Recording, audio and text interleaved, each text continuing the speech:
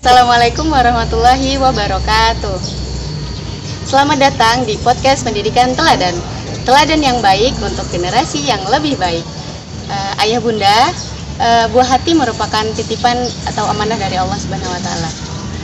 Tentunya kita sebagai orang yang dititipkan itu harus tahu dong jenis apa yang dititipkan kepada kita. Contohnya nih, teman kita menitipkan suatu barang kepada kita. Nah, kita harus tahu teman kita itu menitipkan apa gitu.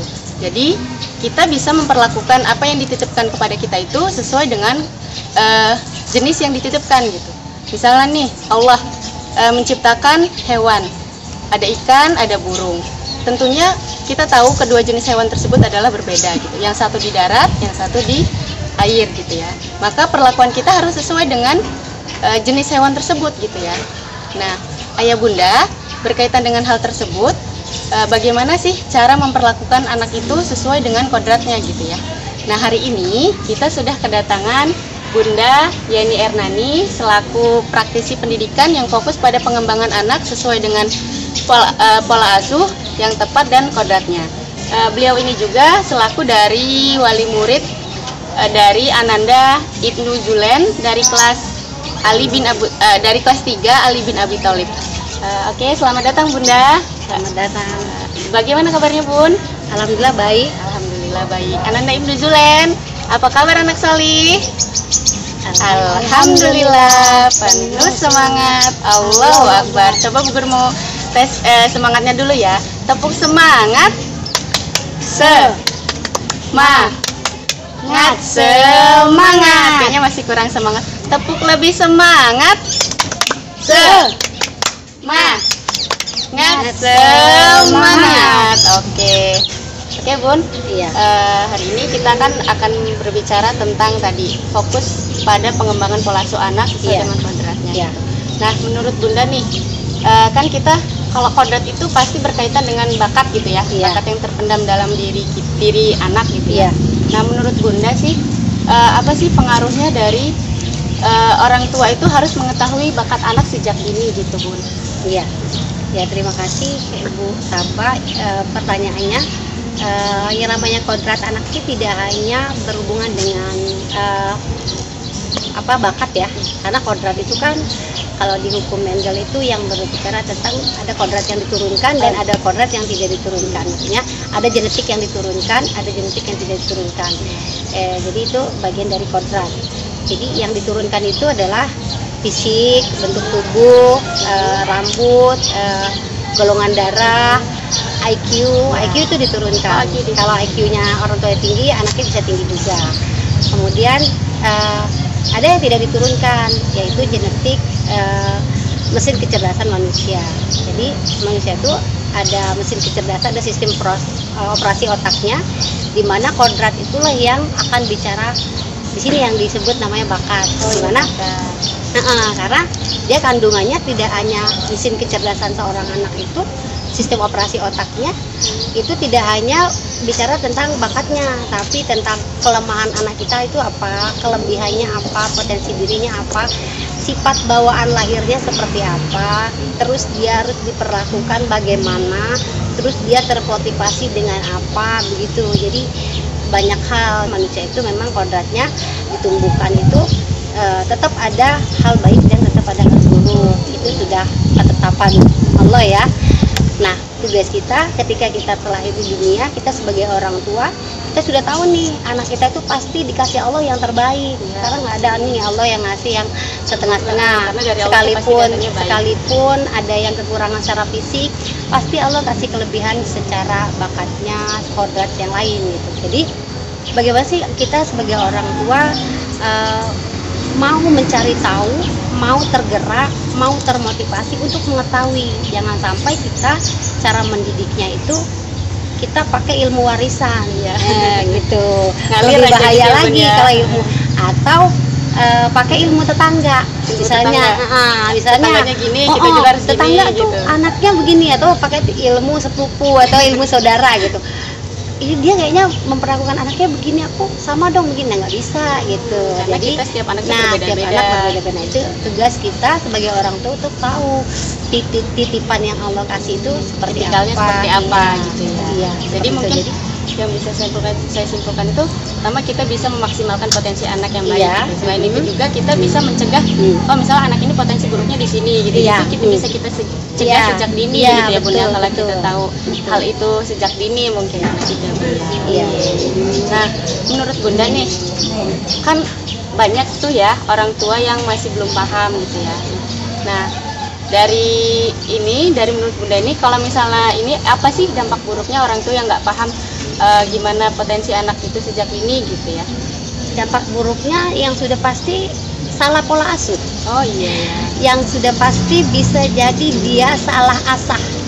Jangan-jangan orang tua sedang mengasah sisi tumpul anaknya, ya. Iya. Tapi dia tidak mengasah sisi tajam anaknya, gitu loh. Jadi manusia ada sisi tumpul, ada sisi tajam. Misalnya Ibnu tuh sisi tajamnya dia tuh logikanya, kepemimpinannya, organisasinya, gitu kan.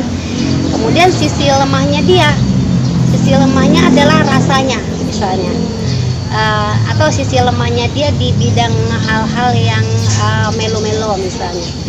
Ketika kita menggembleng dia di hal sisi lemahnya, maka dia tidak akan jadi siapa-siapa.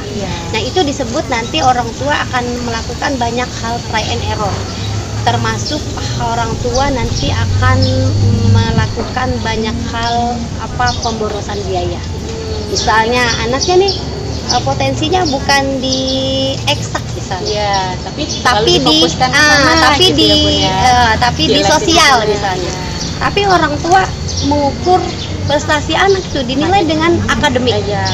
Jadi kalau anak itu sudah tidak sukses di akademik, tidak sukses di eksak dan sebagainya, maka anak dikatakan tidak berprestasi.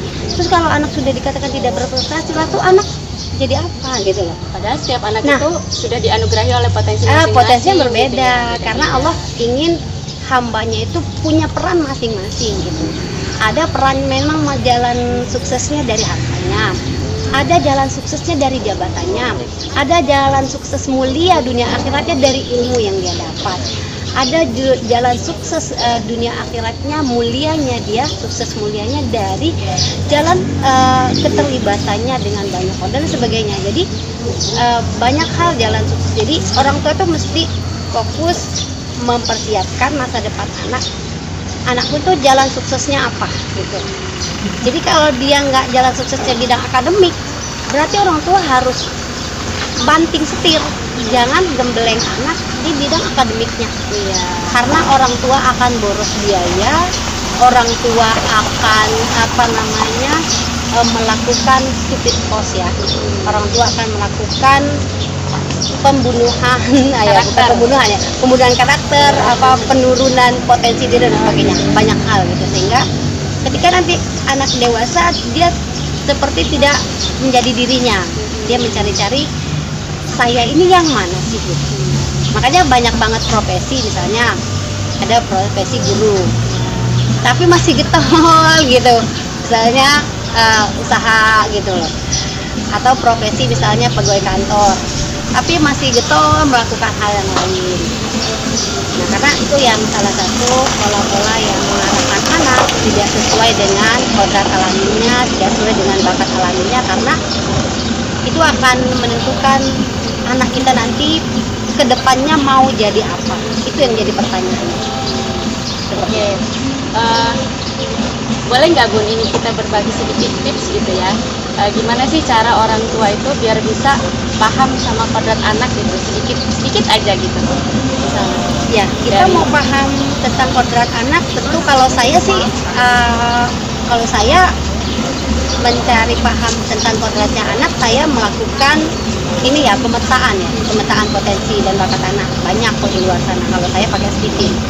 Nah, tapi kalau ayah bunda boleh pakai Stipin, boleh, tidak boleh, survei secara pribadi juga boleh, banyak hal yang dilakukan. Salah satunya adalah referensi gitu. Iya, banyak referensi. Salah satunya adalah orang tua melakukan survei menit per menit, jam per jam, hari per hari.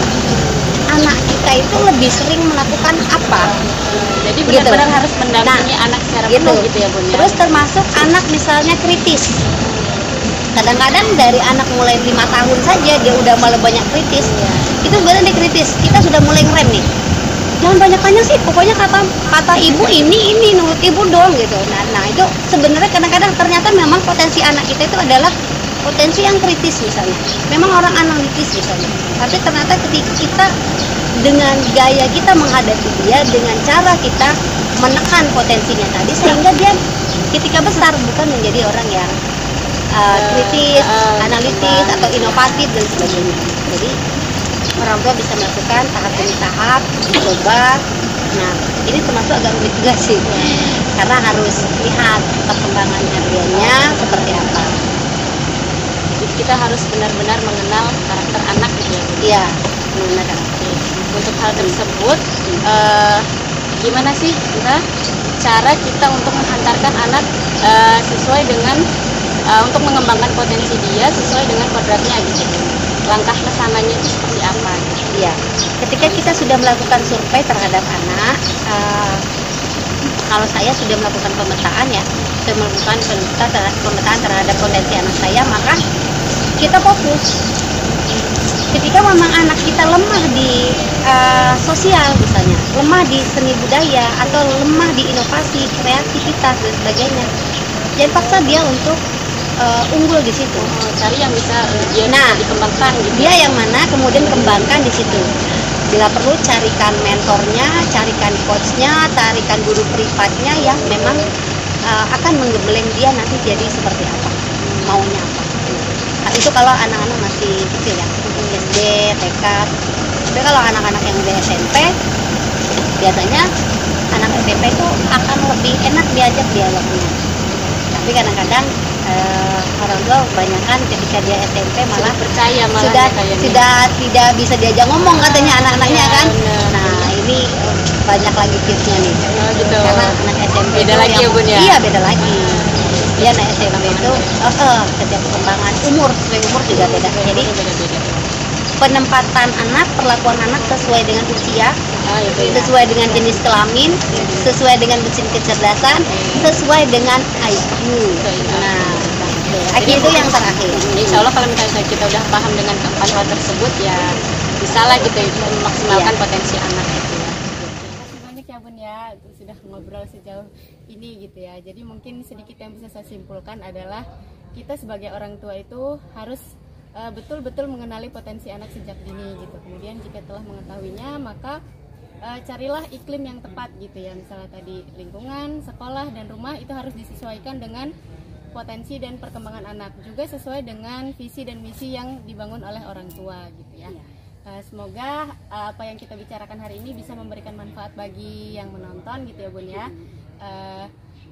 Mohon maaf apabila terdapat kesalahan dari saya pribadi dan dari Bunda gitu.